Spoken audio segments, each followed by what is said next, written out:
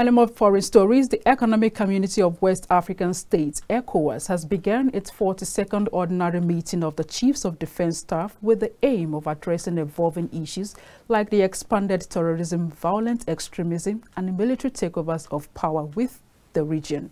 KAFTAN TV correspondent Benedict Uku reports that some of the expected outcomes of the meeting includes deployment of an ECOWAS security mission to Sierra Leone, reviewing ongoing security missions in Gambia and Guinea-Bissau, and continuing activating, equipping, and deploying the ECOWAS standby force.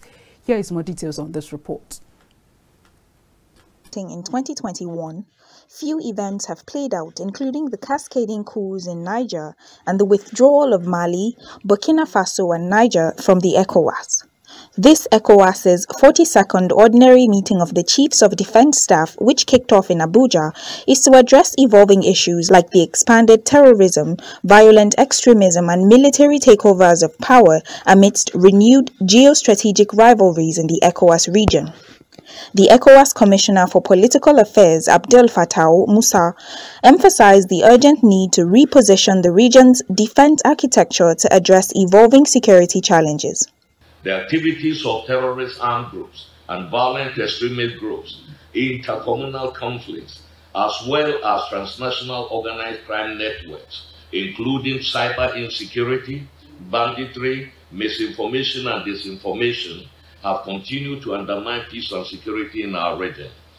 There is no gain seeing that the Central Sahel, that is the Litako-Burma sub-region, continues to be the epicenter of this mortal threat, as epitomized in the unfortunate events in northern Mali from the 22nd to the 27th of July, just about a little over a week ago.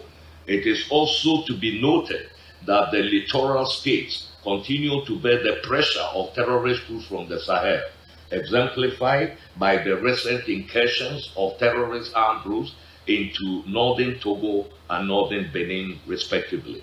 Also, the political tensions in Sierra Leone following the 2023 presidential elections, including the foiled attempts to overthrow the democratically elected government.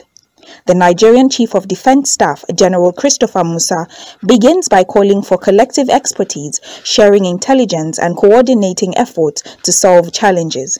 As democratic countries, we, the military, must uphold democratic values in line with our various constitutions.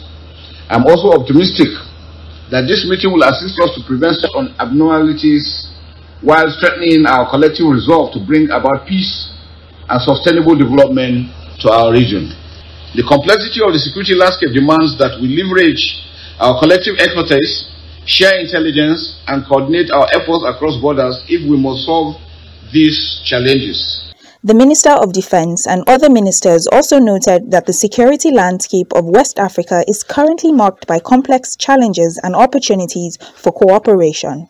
This meeting is particularly apt considering the evolving security paradigms and the emerging threats that confront us. You will all agree with me that we are currently faced with various levels of security threats in our dear region, which requires concerted and unified response. With this in mind, it becomes obvious that it is only through our collective strength and shared expertise that we can effectively address those issues and work towards long-lasting solutions. The meeting is expected to review ongoing security missions, continue the activation and deployment of the ECOWAS standby force, and provide an update on the operationalization of the ECOWAS depot in Sierra Leone, among other initiatives.